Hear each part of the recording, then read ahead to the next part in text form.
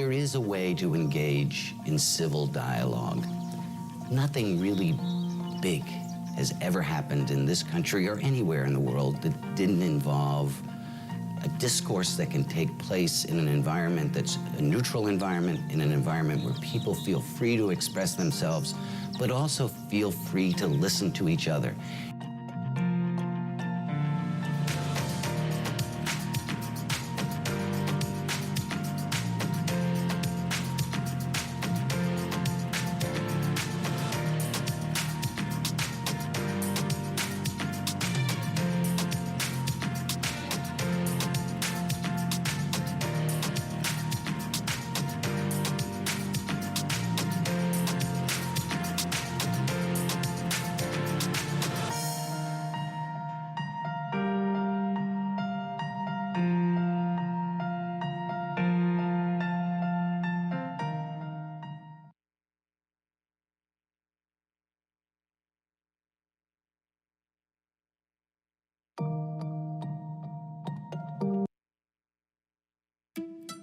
In what kind of future do you want to live? Do you dream of a bigger, bolder vision for our Racine community? So do we. Tell us your ideas on our Facebook page, where you can participate live in our Resilient Communities briefings and get invited to upcoming conversations. The future will come, whether we're ready for it or not. Let's be ready. Join our Resilient Communities initiative. Together, we'll be the architects of our community's shared, prosperous future.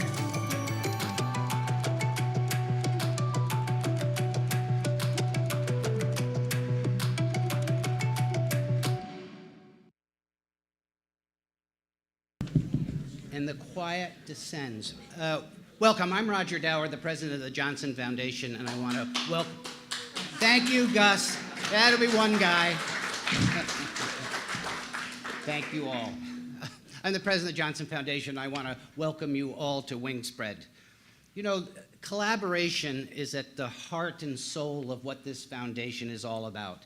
And for almost 60 years, the foundation, with the generous support of the S.C. Johnson family, has served as a catalyst for collaborative initiatives by bringing together individuals with very diverse viewpoints often to identify new solutions to issues that matter the most. And for us, nothing matters more than the future economic and social health of our neighboring communities. So with that, I want to thank you all for joining us in this new conversation down a new path for our collective future, and turn the program over to Ashley Stake, Program Officer for the Johnson Foundation and our leader on this initiative. Ashley?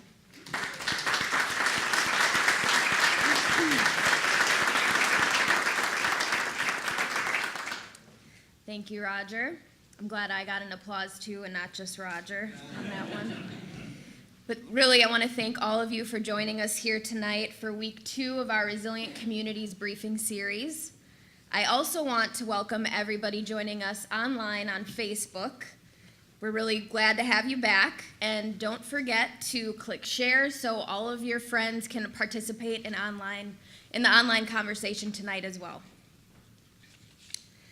As I said last week, we're all here for the same reason. We love Racine. It's our home. Here at the foundation, when we think of home, we don't think about any one of our communities, we think of them all. And we don't see individual borders that divide us. We see the collective desire for a better future that unites us. Last week, Dr. Foster talked about what a resilient region is. A place where 1 + 1 = 3. A place that has the capacity to bounce back, to weather the storm of crisis or the demise of chronic stress. She said 10 years ago that data suggested we had a high capacity to bounce back. But that was then, and a lot has changed. Tonight, we're going to look at the current numbers and get a better picture of where we are today. Rob Henken, president of the Public Policy Forum, is going to share their up-to-date analysis of resiliency-related trends across our communities and in relation to other communities throughout southeastern Wisconsin. So thank you again, and please join me in welcoming Rob Henken to the stage.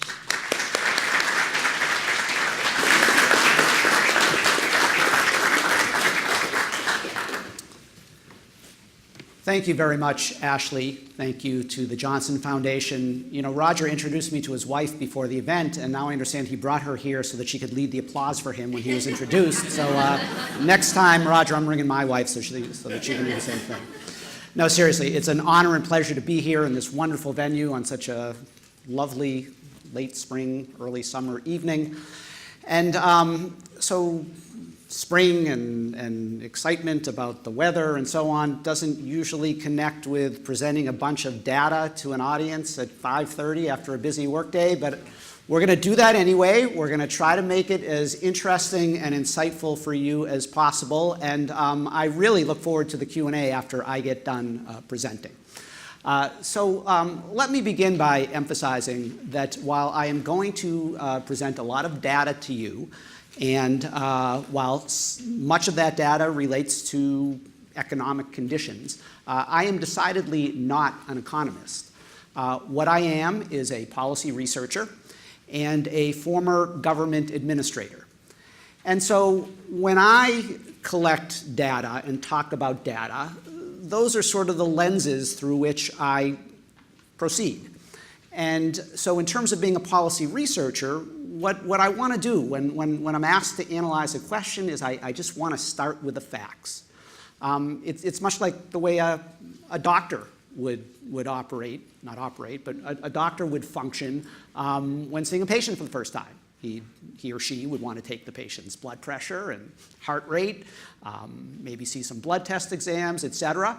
If any challenges emerge, then that doctor would potentially want to call in some specialists because there may be challenges that he or she does not have the expertise to figure out what to do from there. And so that's sort of the way I approach this. And so I'm going to lay out information for you, but I'm going to tell you right off the bat, I don't have all the answers, and as a policy researcher, that's the way it should be. The initial step here, the laying out of the data, should really raise more questions than give answers. That being said, as I mentioned, I am a former government administrator. I worked for Milwaukee County for 10 years. I was the Director of Administration and Director of Health and Human Services there once upon a time. I was a senior aide for the U.S. Congress in Washington. And as a government administrator, the other lens that I do immediately look at is, in terms of looking at socioeconomic and demographic and related data, what does that mean for government? What does that mean for government taxing and spending? And so, while I just told you I'm not going to offer many prescriptions, I will comment through that lens a little bit in terms of what this means for local governments and local government taxing and spending in the region. So with that as an introduction, let's get started. The question posed by the Johnson Foundation to the Public Policy Forum was a pretty simple one. Essentially, it was, how are we doing?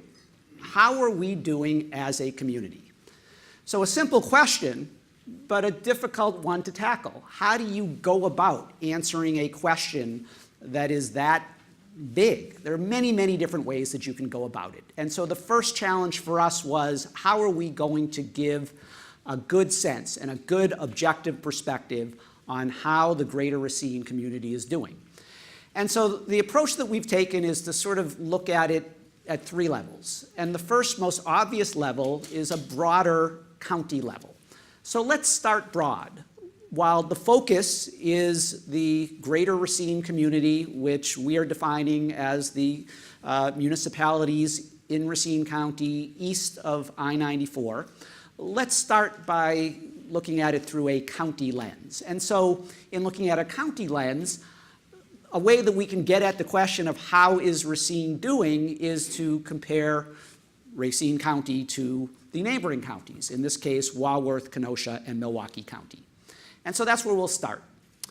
Now, somewhat surprisingly, as we took a look at various metrics that we thought could get at this question, we found that certain trends suggest that Racine County actually has more in common with Milwaukee County than with Kenosha and Walworth counties. And I say that's somewhat surprising because when you look at the populations of the counties, obviously Racine is closer to Kenosha and Walworth. I should add, by the way, that my slides are painting a picture for you. There is lots of data in a different set of slides that's going to be made available to you. I think Ashley can give us the details after tonight's event.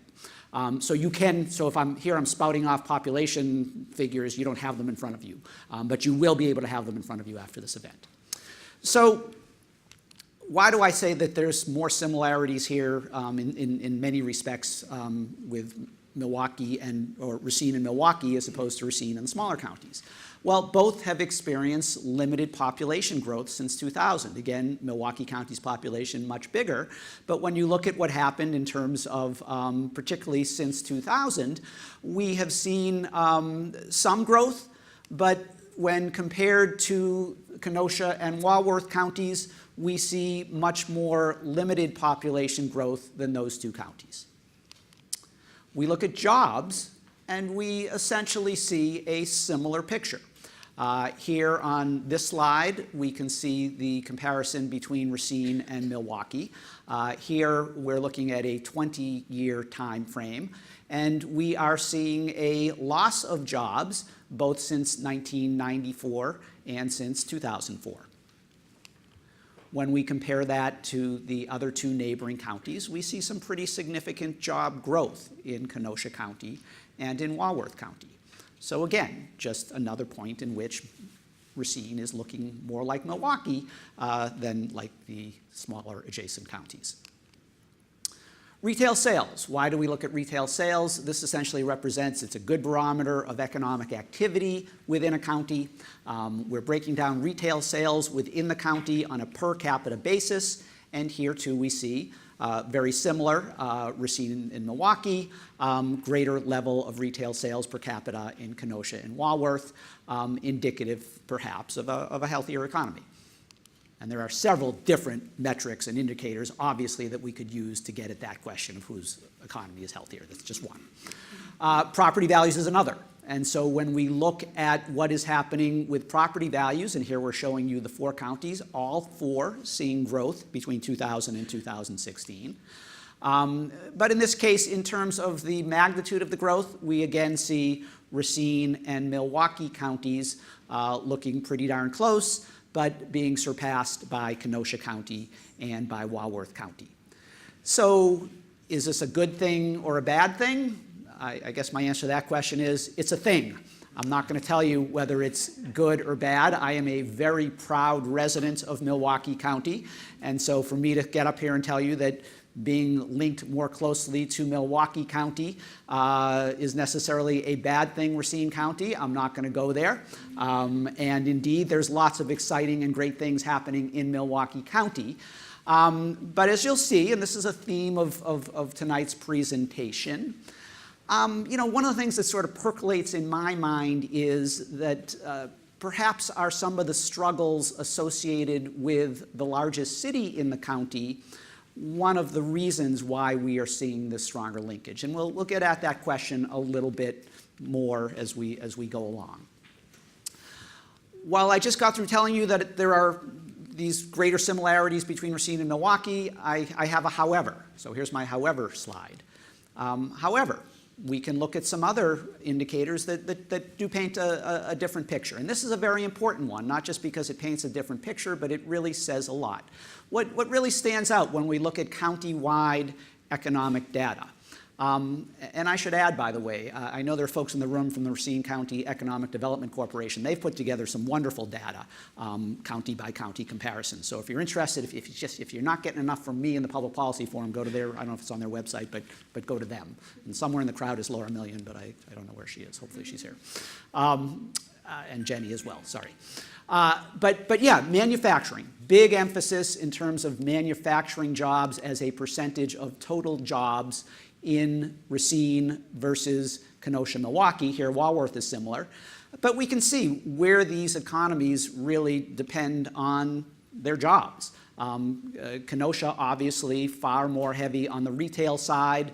Milwaukee, my sense is, and what we're showing you here is 2014 data. My sense is that if we went back 20 years, Milwaukee would probably look more similar to Racine in terms of manufacturing. Look at the extent to which Milwaukee is no longer as dependent on manufacturing. Healthcare is number one there.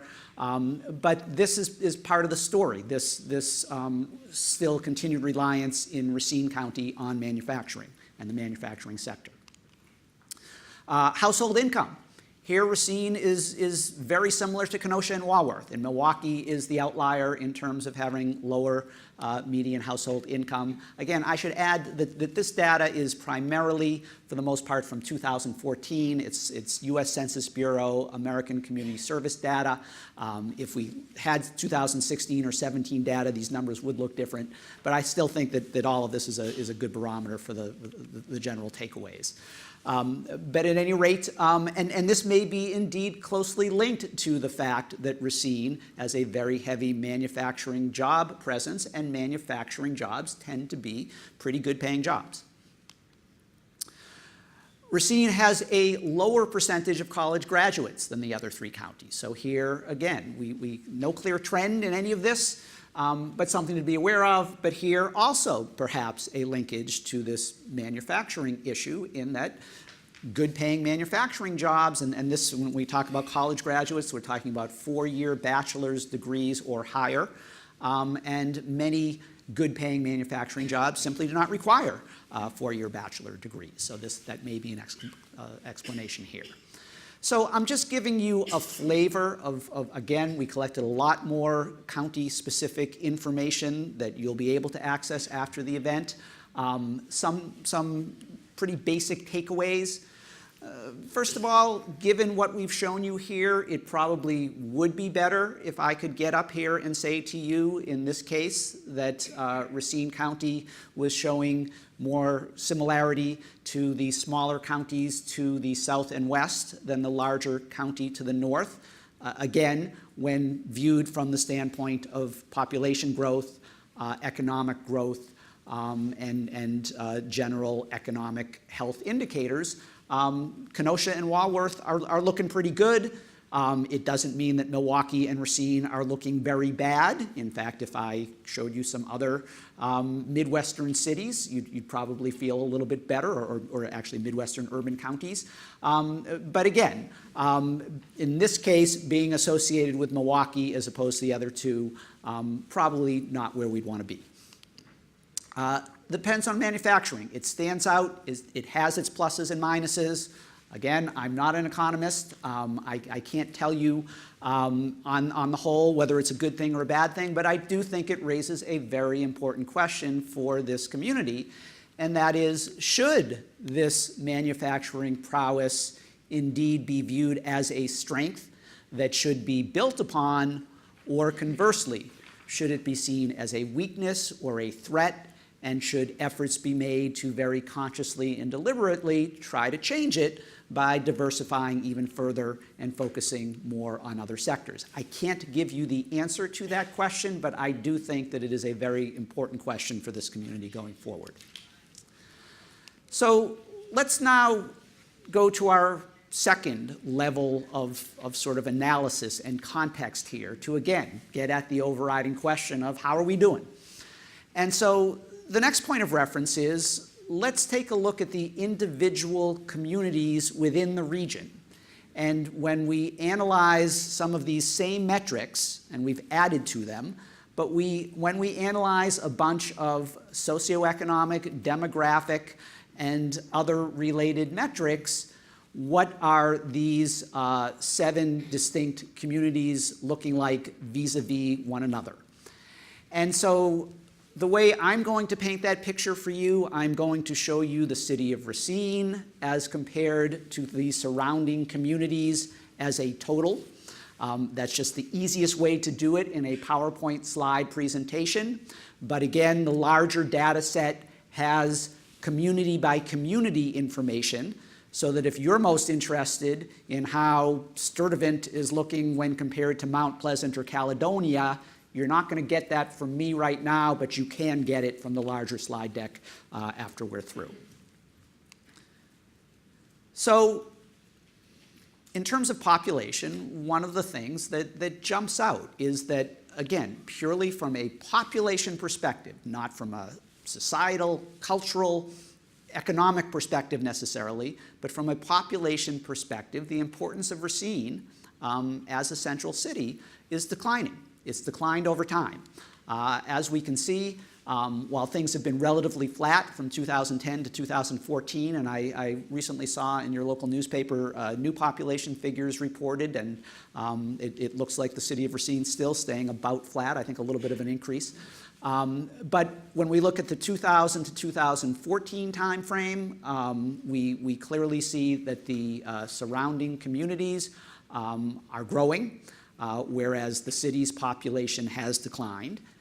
And when we take it a step further, and this is a projection by the Southeast Wisconsin Regional Planning Commission, I think we have a sewer PAC representative in the crowd tonight.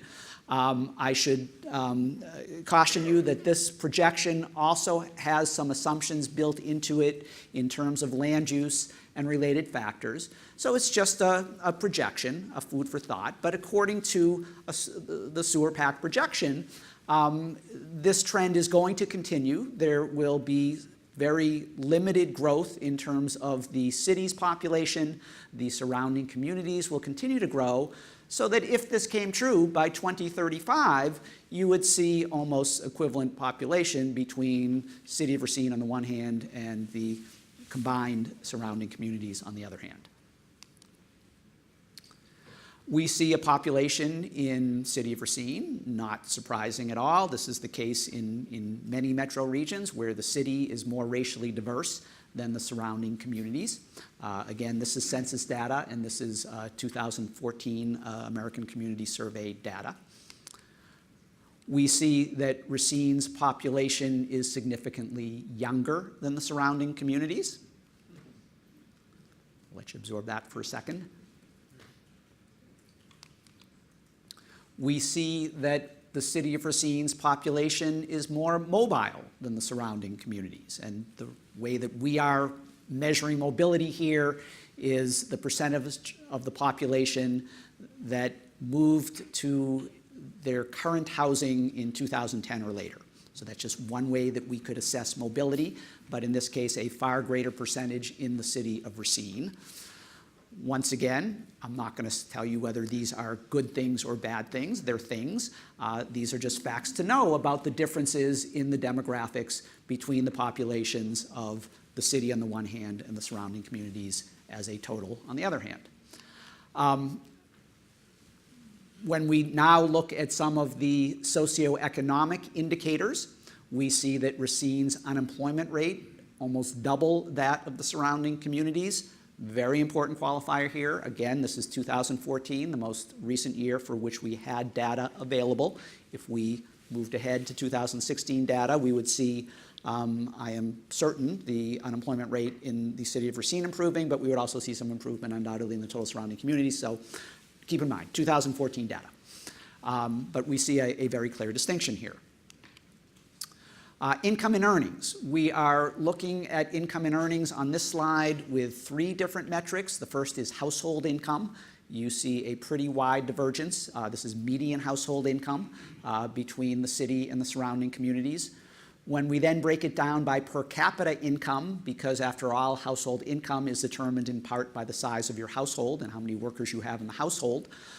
So when we break it down just on a per capita basis, we don't see quite as large a difference, but a significant difference nonetheless.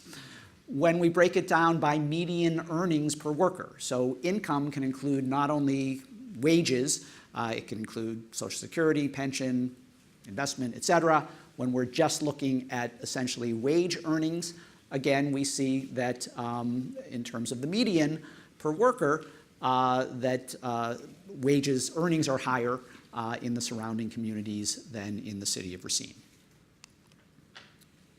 Poverty rates, not surprising given the last two slides that we see higher percentages of poverty in the city than in the surrounding community, and a pretty big gap there. Again, these numbers would look better today. This is 2014 data. College graduates, again, just sort of adding to the challenge that generally speaking, in the surrounding communities, significantly higher percentage of individuals with a 4-year bachelor's degree or higher than in the city of Racine. We look at both retail and manufacturing in this slide, and we see that in terms of economic activity, and this is a very important point, that the surrounding communities, again, as a total, have a greater basis for growth in terms of already starting with greater retail sales and greater manufacturing expenditures and production in general.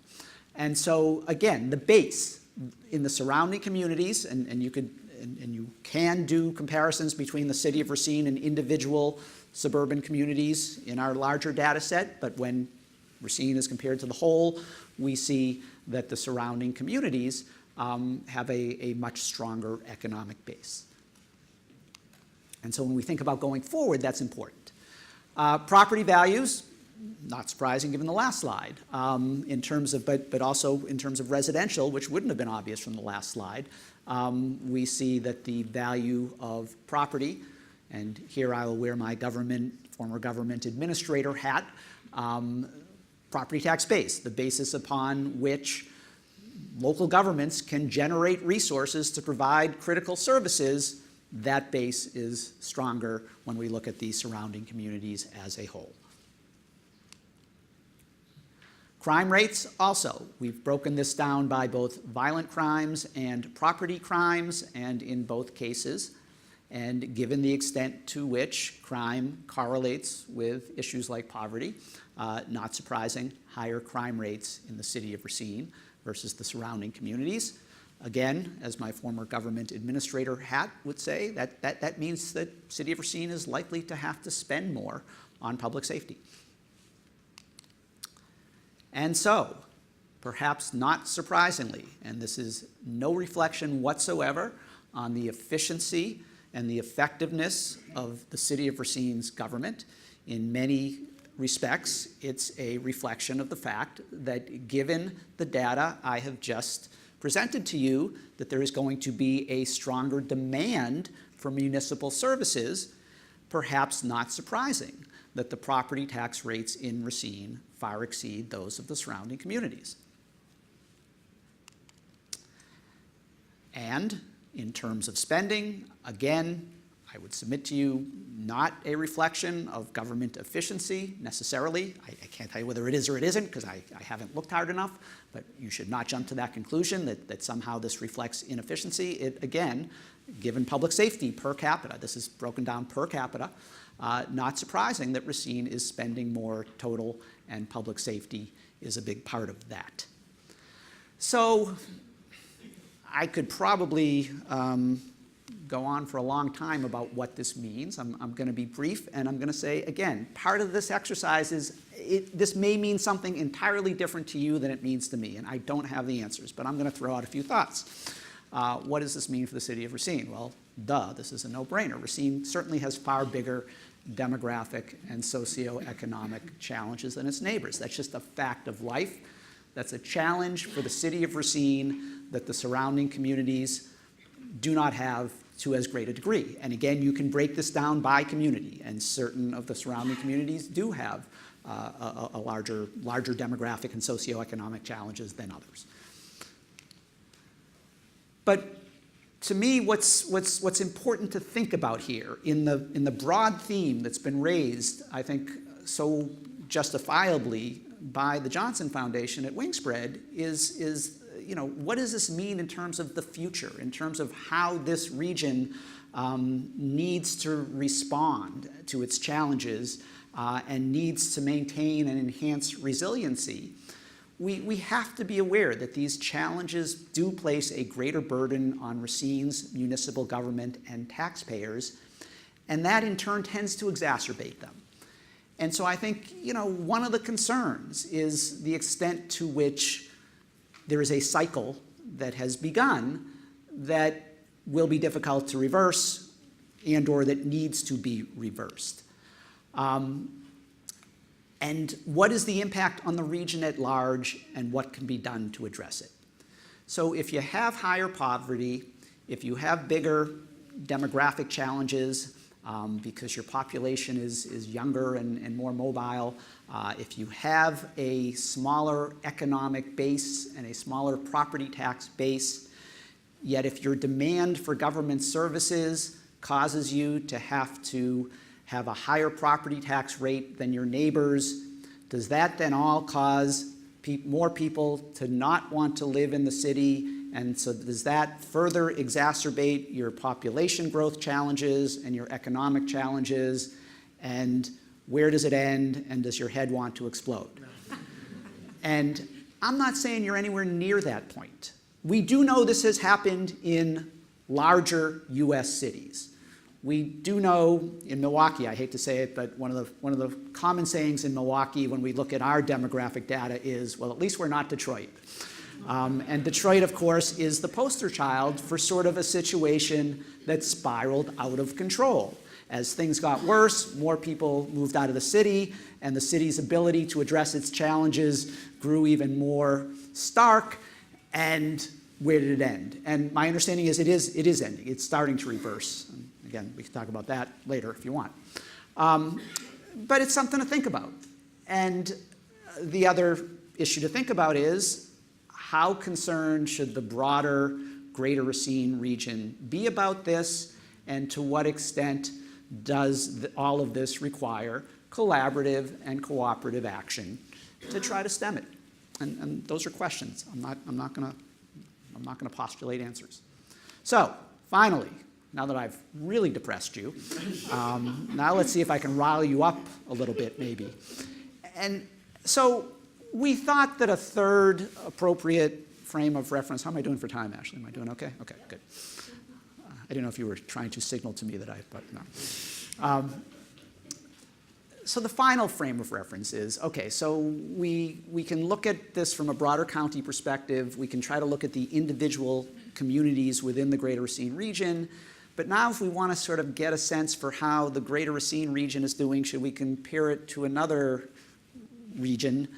And the obvious region to compare Greater Racine to is Greater Kenosha. So let's do that. You may disagree.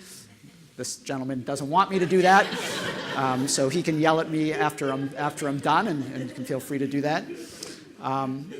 But let's do it. So this map is how we're defining Greater Kenosha. And, big difference. Look at the map and you see a big distinction that qualifies everything I'm about to say. And again, this is not about trying to prove or disprove whether Kenosha is better than Racine or vice versa. It's just to show you some data. But in absorbing the data, you gotta look at it. I mean, the city of Kenosha has been able to annex smaller communities and move all the way west of the highway. And the city of Racine is a much smaller part of Greater Racine. So that's obvious distinction that you don't need Rob Henken up here telling you, number one. The second one is, when you have 7 communities that we are viewing as a region versus 3 communities, one would imagine that it's easier for 3 communities to act cooperatively than 7 communities to act cooperatively. That's just a fact of life. So with that, in terms of population, again, Racine, it's important to note that Racine's population is growing, and there is some projected growth, and there are plenty of other central cities in metro regions where the central city is hemorrhaging population. But in this case, and again, these are sewer pack projections that must be qualified by the fact that there are certain land use assumptions built into them. But nonetheless, I mean, we see what's going on in Kenosha County, and so here's the projection that, number one, there has been growth, the city of Kenosha. There has been growth in the city of Kenosha between 2000 and 2014, whereas there has not been in the city of Racine. And then going forward, we see sizable growth projected in city of Kenosha versus just very minimal growth in the city of Racine.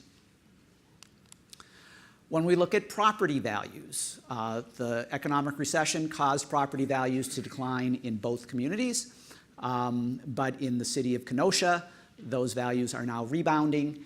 In the city of Racine, and this is taking us up to 16, the most recent DOR, Department of Revenue, numbers will be out in a month or two, so I wouldn't be surprised to see Racine starting to grow again per those numbers. But as of 16, essentially not rebounding, whereas in Kenosha, starting to rebound pretty substantially.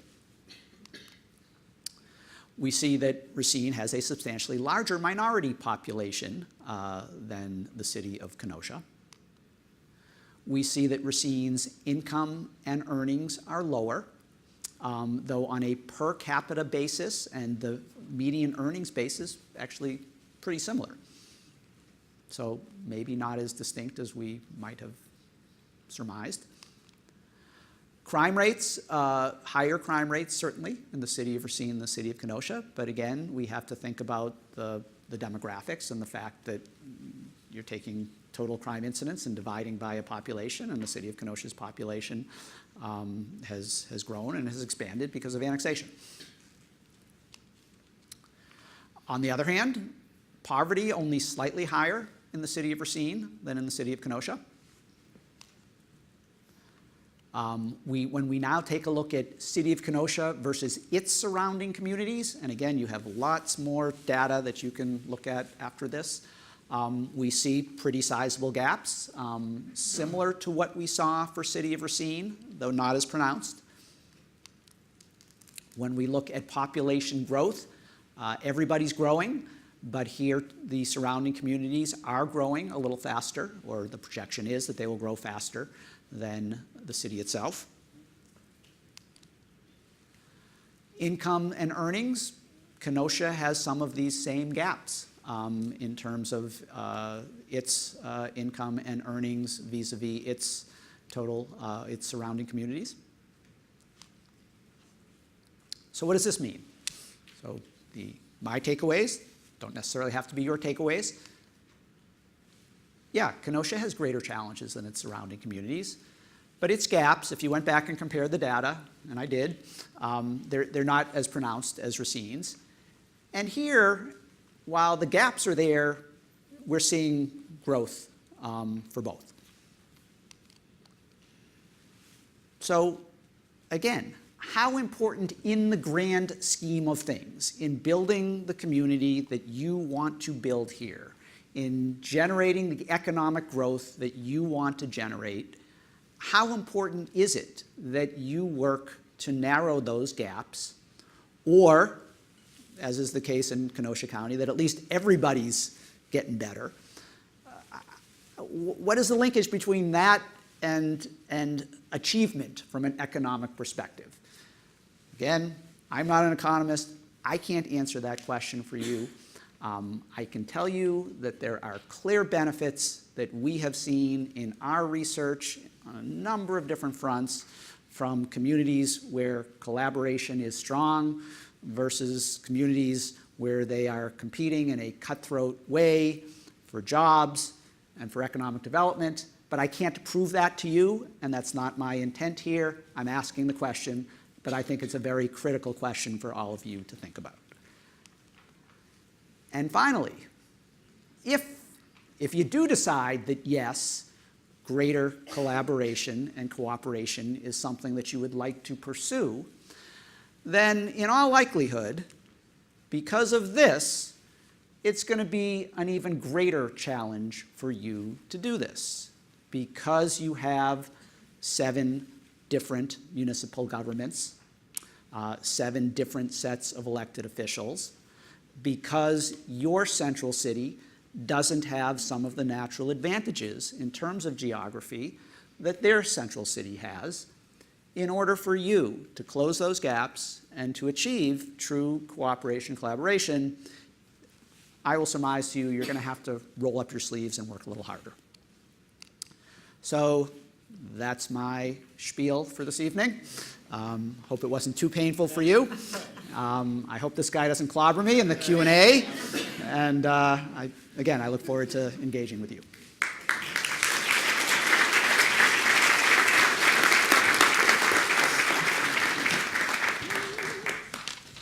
All right. Thanks, Rob. He didn't depress me too much, so thanks. All right, so now we have the opportunity to open up to the audience to ask questions, but I want to remind you that we have all of you here, and we also have an online audience as well. And I want to introduce Susie, who's in the corner, which people on Facebook can't see, but she is our voice of our Facebook audience, and she'll be asking questions on behalf of them tonight. So, I already see we have a couple in the audience. We have one, we're gonna start in the back here, and then we'll come up front and then in the middle. Hello, I'm Yolanda Adams with the Urban League, and I live in Kenosha. So I just want to make a couple of comments in the differences between Kenosha and Racine. Kenosha does not have low-income, affordable housing like Racine does. So I just want to let everyone know, if you don't know it already, when people migrate from Illinois and Chicago, they have a couple of choices. They can either go to Waukegan or North Chicago, or they have to come north to Racine or Milwaukee. They totally bypass Kenosha because we don't have affordable units for them to live in. So you're getting all those low-income people that we don't get in Kenosha. We actually filed a complaint in the 70s about the systematic tearing down of all those units, and they were never replaced. So to your credit, at least you do have places for poor people to live. But what that means is then you have to elevate that population with education and training so that they can increase their wages. So that's part of the problem. The mobility is the same thing. You're getting people that are living in units, rental units versus homes in Kenosha, so they're moving a lot. And then the education, of course, if they're not graduating, they're not getting those jobs. So just a couple of thoughts I had as I was listening to that excellent presentation. Thank you. I guess I'll leave it at that so we can get on to someone else. Thanks, Yolanda. Any reaction to that? I think it's a great point, and I think it's so indicative of how, you could probably look at every metric I showed up there, and you could come up with two completely divergent opinions of what it means and whether it's a pro or a con. And in this case, I'd be proud to live in a community that has made a commitment to affordable housing. And maybe is that a strength? And maybe does that help in terms of, your workforce is going to be there for future employers and so on. So I think it's just a very good point. Thanks. All right, we have a question right here, Andy, in front. Thank you. Thank you, Rob, for your presentation. My name is Melissa Lemke. I'm a researcher and also a city council person in the city of Racine. None of this data really surprised me. In fact, in another life, I worked with a public policy forum and research income migration, so this is very familiar to me. But I think the question that I left with was not how are we different or similar to the surrounding 7 communities, but really what kind of data are there about comparable size or comparable types of cities nationwide? And because we're talking about rebound and resilience, what have been drivers of rebound and resilience in communities that are similar to the city of Racine? Thanks. So it's a great question. I do believe that it's a point that we hope to research further in the future. I believe that the speaker last week spoke to this a little bit. And it's hard to say, but again, it's a good question. To me, that would be one of the next points of reference. We have done a lot of work because we happen to be located in Milwaukee County. We do a lot of peer comparison work between City of Milwaukee and its peers and Milwaukee Metro and its peers, and it can be very instructive. I think it is going to be a good frame of reference for you to have. I can't answer the question because I haven't done it yet. Thank you. All right. Susie, I'm going to check in with you. Sure, put that one for us. Making Andy run all around the room. So folks are wondering, what happens to communities that don't address inequities? It's a great question, and so again, hate to pick on our neighbor to the east, Detroit, but again, this cycle is a very problematic cycle.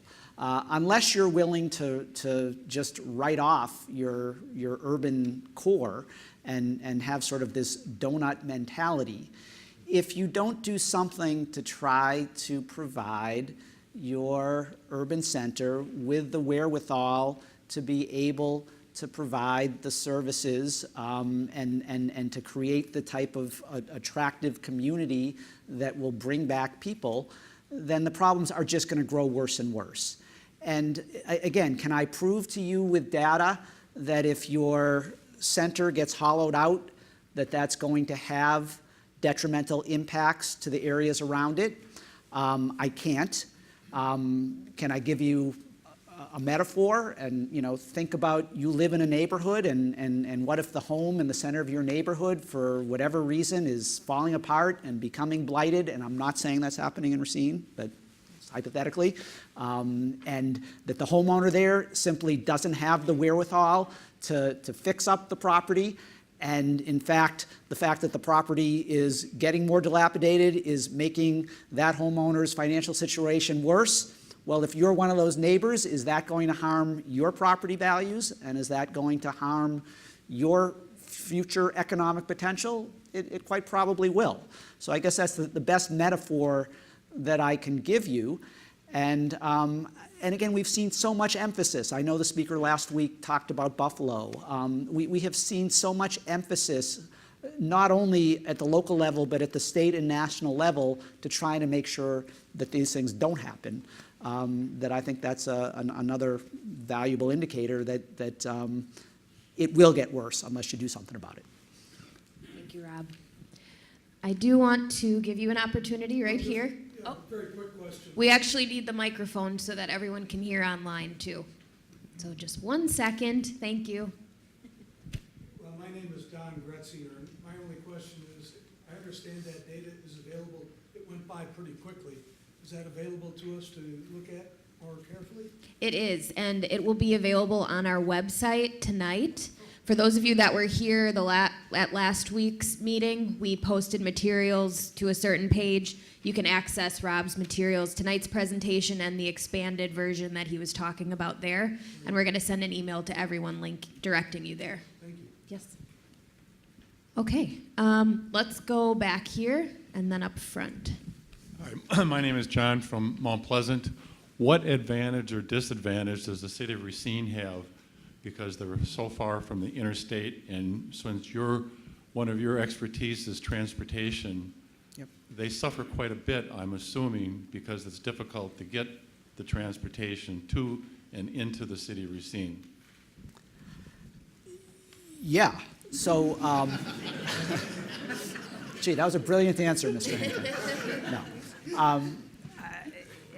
Again, it's not surprising when we see that, in terms of manufacturing and commercial, that the surrounding communities, particularly those that do abut the interstate, have natural advantages. So, again, you need to deal with that reality head on, is my opinion. And here's where looking at yourselves as a region. That being said, City of Racine is still your cultural center.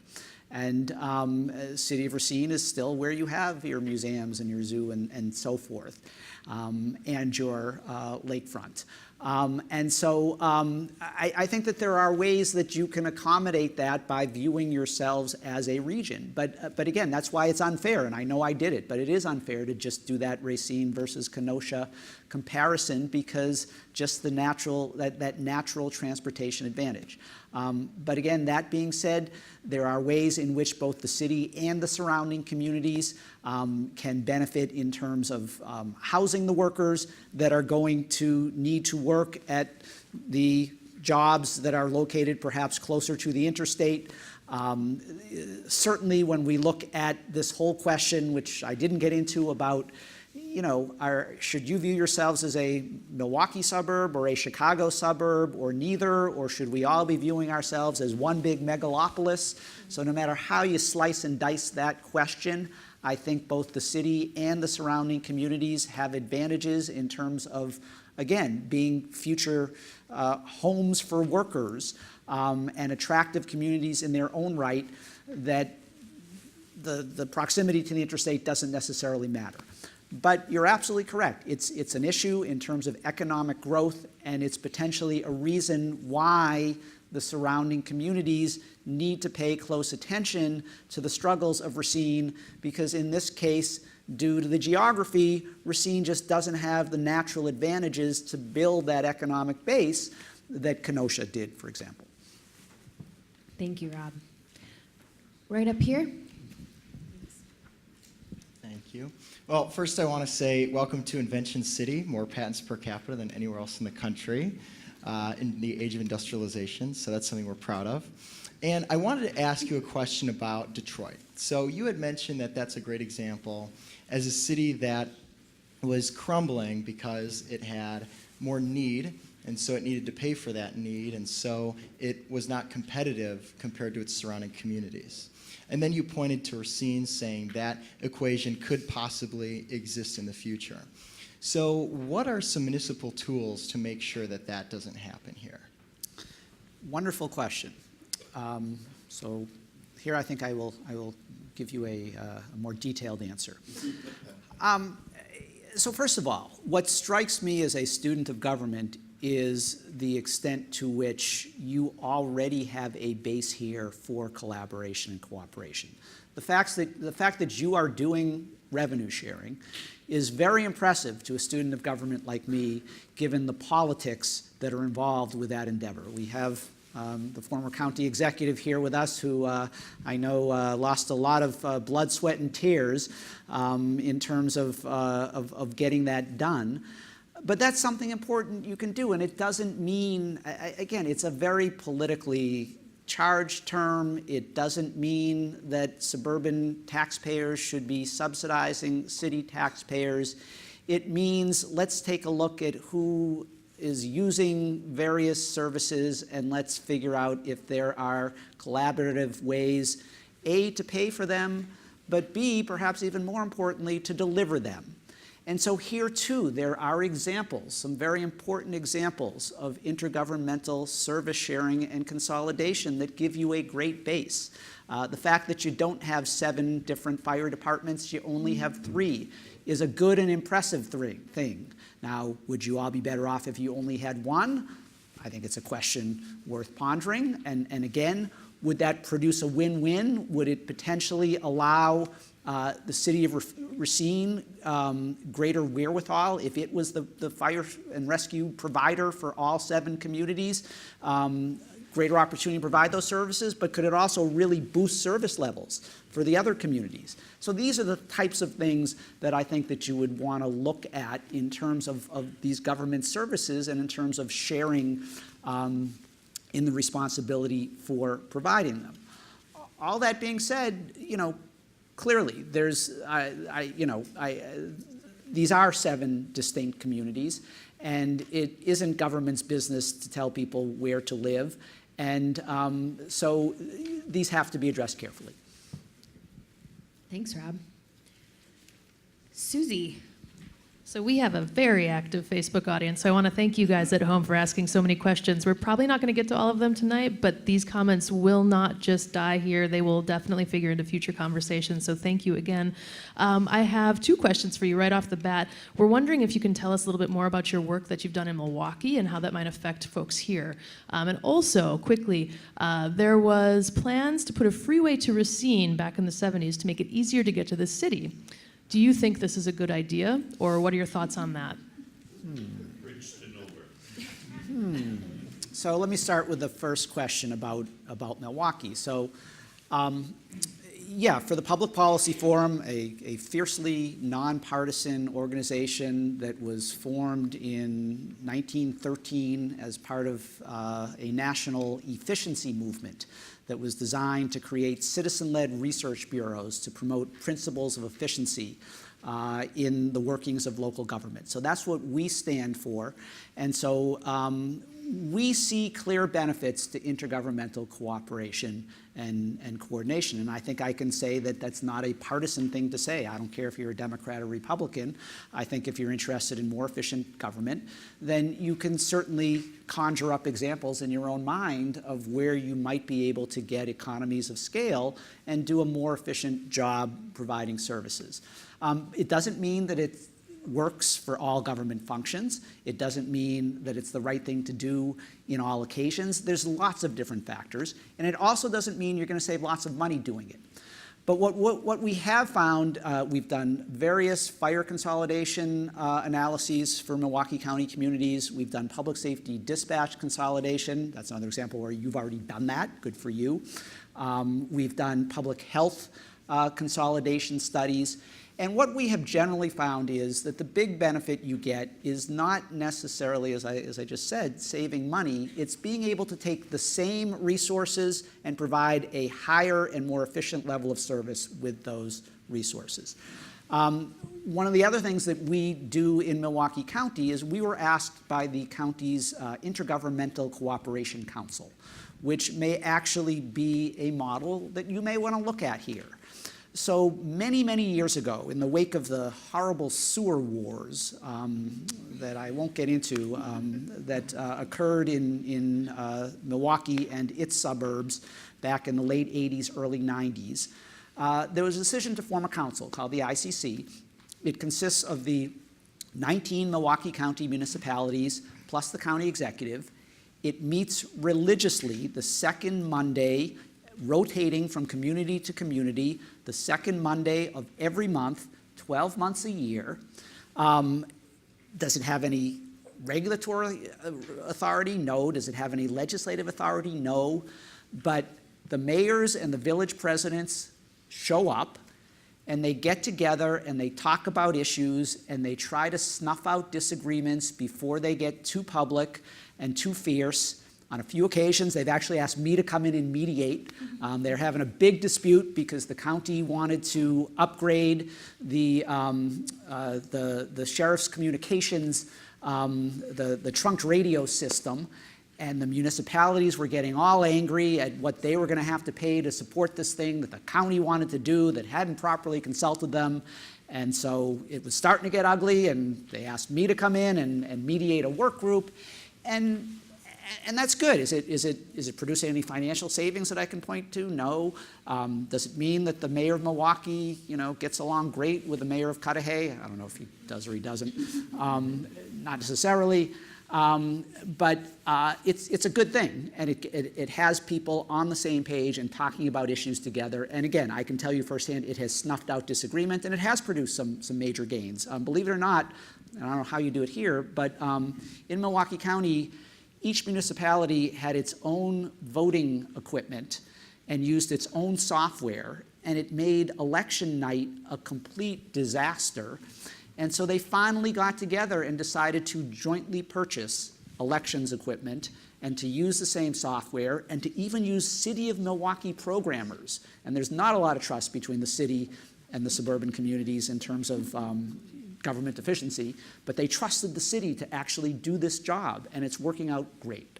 And so we also formed a specific work group called a Shared Services and Cooperation Work Group. that we facilitate that gets together on a quarterly basis. And this time it's not the elected officials. We get the village and city administrators from all 19 communities in the county to just get together once a quarter and toss around ideas for shared services, and that actually is what produced some of the studies that I had referenced earlier. So that's just an example of some of the work we've done there that may or may not be things that as a starting point communities here, and I do know you get together, and again, you do plenty of collaboration already. Quickly, your second question, which I did remember because you've really hit my sweet spot, because I do teach transportation policy at UWM, and when I was a congressional aide, did a lot of work in transportation. I can't tell you about a specific proposal to build a highway to the city of Racine, but I can tell you that that's not the direction that most communities are going, that there are lots of arguments from a new urbanism perspective as to why building a freeway in the middle of a city as opposed to around a city can be very detrimental economically. It tends to be poorer neighborhoods that are uprooted and disrupted when we build highways through cities instead of around them. So again, I'm sounding like I'm against the idea, and I haven't studied it, but I can say generally speaking, that would have been an approach that would have been maybe a more common approach to be taken back in the 60s or 70s, but I think that pendulum has turned, and so I think that would be a unique approach in today's day and age. Thanks, Rob. Any other questions? The lighting's a little bit challenging for me. Okay, we have one in the back and then one up front, two up front. So we'll start in the back. Rob, my name is Russ Wires, and as usual, very interesting slides. I was intrigued by the property taxes differential between the municipalities in Racine County. Did you do anything to look at our property taxes in comparison to communities in other counties, of how we would stack up to Milwaukee or Kenosha for that matter? Did not do a specific analysis, but I do happen to be well versed in Milwaukee's. And by the way, we actually put out a report every year that does, for every community in the 7-county region, that has the property tax rate. So Russ, you could go to our website, find that report, and get all that information, publicpolicyforum.org.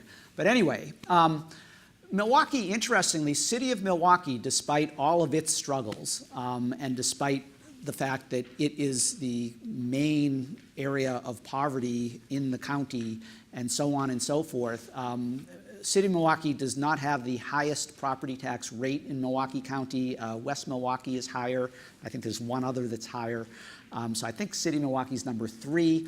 I think where you really see the distinction, and the numbers themselves, I want to say that the City of Milwaukee's total is, well, let me take that back. So what we were showing you was the gross, the aggregate rate. So when we showed you the $31 for Racine, it was not just the city rate. It was the combination of city, county, school district, which here you have the Unified School District, Technical College District.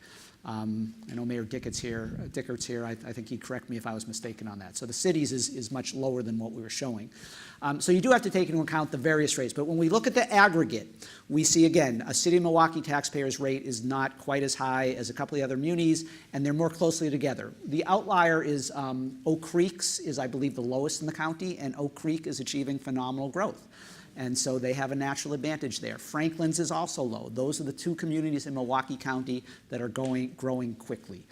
It tends to be the city and the inner ring suburbs that have the highest property tax rates. But they're not out of line with yours. I mean, the range there that you're seeing in your communities is similar to the range you would be seeing in the Milwaukee County communities. Thanks, Rob. Okay, we're going to go back to Susie, and then Andy, can you come up front next? What would best incentivize surrounding communities to encourage them to work with Racine? Well, I think the starting point is just discussion and mutual understanding of each other's problems and from where they emanate, and maybe identification, again, of certain low-hanging fruit areas where there would be clear benefits for each. So I'll give you an example. one of the real examples, not only locally, statewide, but even nationally, of successful intergovernmental consolidation is the North Shore Fire Department. So those are the 7 North Shore communities in Milwaukee County. And again, nationally, this stands out. Chief Whitaker is contacted weekly by somebody from some other part of the country that wants to learn about the story of the North Shore Fire Department and how these 7 communities were able to consolidate their fire services. And the story there is that each of the 7 communities benefited, but in different ways. So Glendale, which is the largest city in the North Shore, benefited because its costs went down, because it was able, by its contribution to a larger 7-community fire department, ended up being lower than what it would have to pay to do its own fire department because it's a city. And I would add each of the communities actually saving money in this case, but their savings were much greater. The smallest savings, and in fact, initially there were increased costs. River Hills, one of the wealthiest communities in the state, only 1,700 citizens, it agreed that it was going to pay more.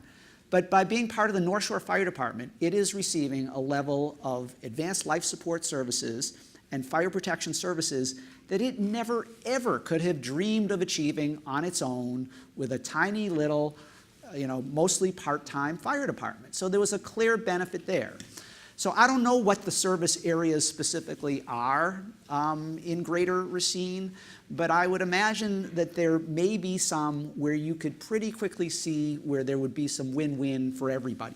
And so those would be the areas to start with. Thanks, Rob. All right, Andy, right up here. Thank you.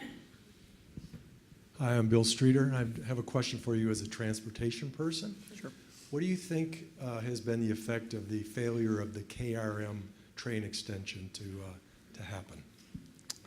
So for those of you who don't know what KRM is, Kenosha-Racine-Milwaukee commuter rail proposal. We were looking at a 33-mile commuter rail line that would have extended from the Milwaukee Intermodal Station in downtown Milwaukee down to Kenosha, where it would have connected with the Chicago Metro. It fell apart due to a variety of reasons.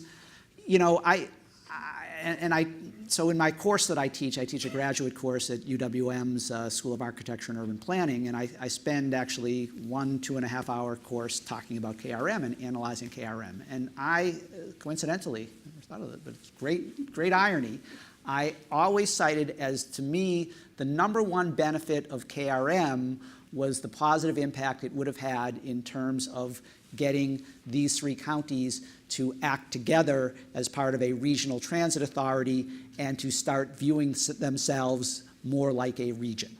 And so I think that was the missed opportunity. I could go on and on about the transportation pros and cons and about whether the $240 million cost was justified by the transportation benefits, and I'm sure you don't want me to do that, but I will say to you that, again, to promote better intergovernmental cooperation and regionalism wasn't the reason to build KRM, but I would submit to you that by not doing KRM, we missed that opportunity, whether rightly or wrongly. Thank you. We have a question up front in the first row. Okay. 1 second.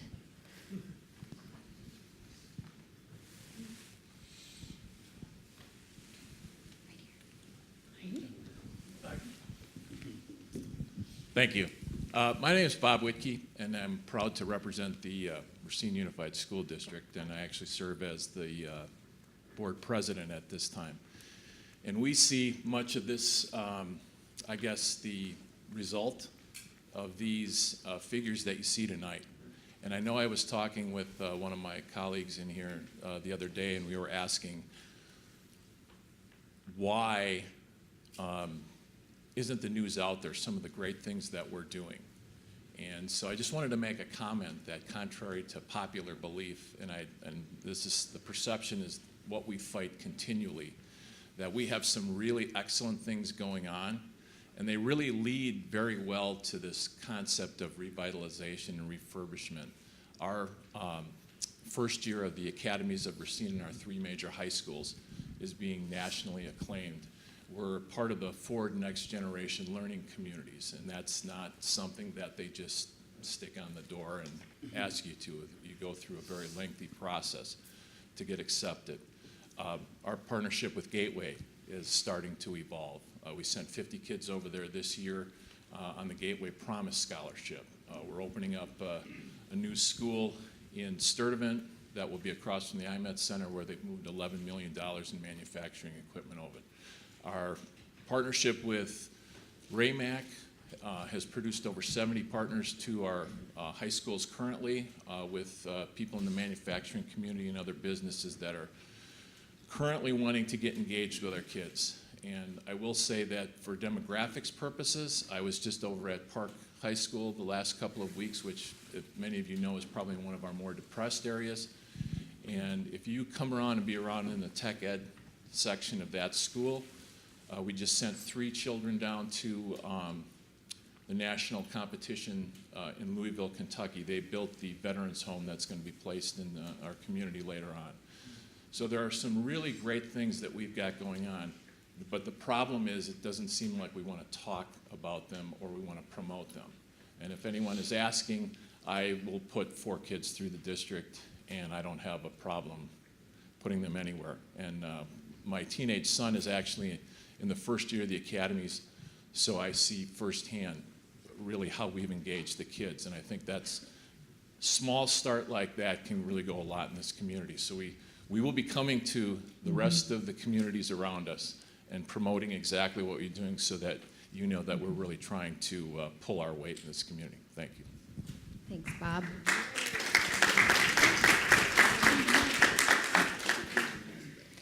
Great.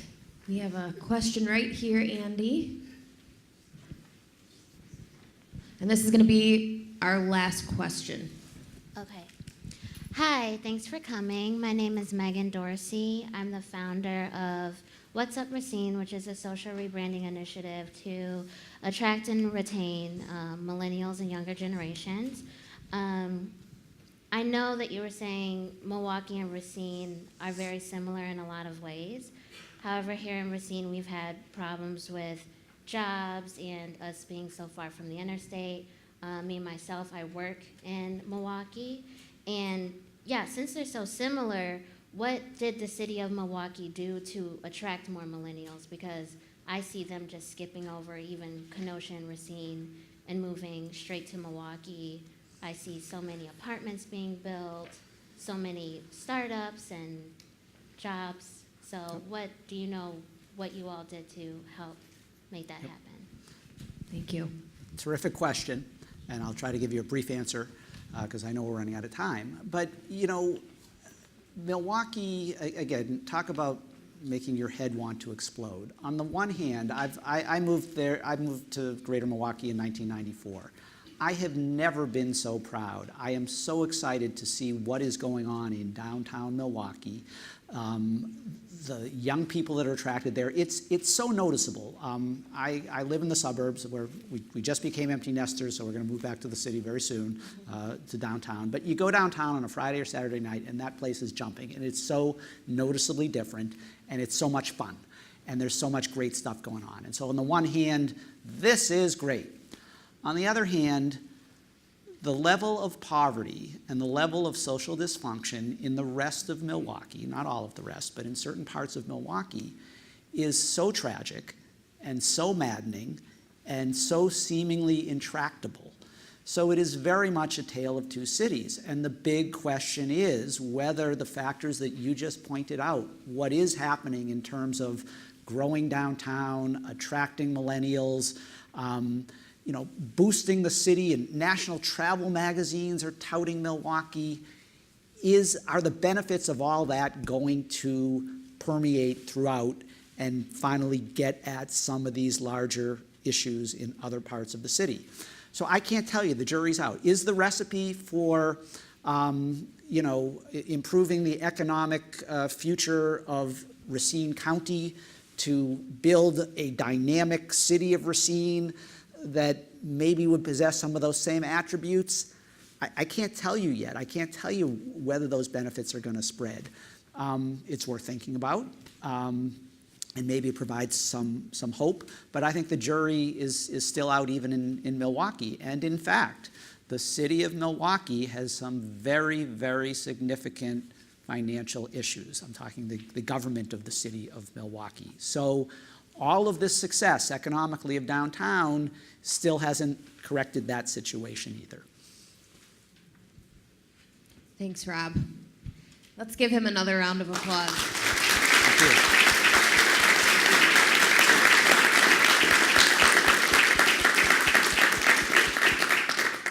So the dialogue is definitely building in our community around this series. I want to mention that we had from our last briefing over 3,200 views of the presentation last week online. We've had a lot of engagement. We want to encourage all of you to not only keep talking, for those of you that are joining us in person over at Hospitality, I know there are more questions and ideas and thoughts than were presented via microphone tonight to Rob. So please keep talking, please keep asking questions, and join us online and share some of those thoughts so that we can capture them as we move forward in this series and this initiative to pass along as we go forward. So I will give a plug for our next briefing, the final part 3 to our 3-part series. It's going to be with Rebecca Ryan, who is a futurist. Some of you may have seen her at Jenny Trick's RCEDC annual meeting. And she's going to take us on an interactive journey from where we are to the future that we want to achieve. You guys saw a little poll question as you were walking in. We're going to be using texting technology and polling technology to really engage all of you so that all of your voices can be reflected online and in person in that discussion as well. So you won't want to miss that. Bring your phones and or tablet. And I also want to give a plug again for our survey. Thank you to everyone that completed it last week. We used that data. You're going to be getting an email. You probably already got one in your inbox while you were sitting here. Please take the time to complete it. We really want to know what you think and how you're feeling about this. I think that's all I want to tell you. And I look forward to seeing you all over at Wingspread for Hospitality and to hearing from those of you online. Thank you, everybody.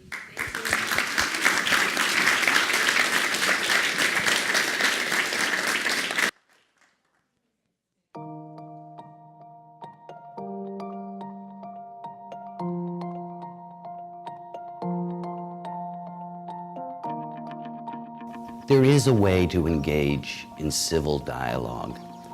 Nothing really big has ever happened in this country or anywhere in the world that didn't involve a discourse that can take place in an environment that's a neutral environment, in an environment where people feel free to express themselves, but also feel free to listen to each other.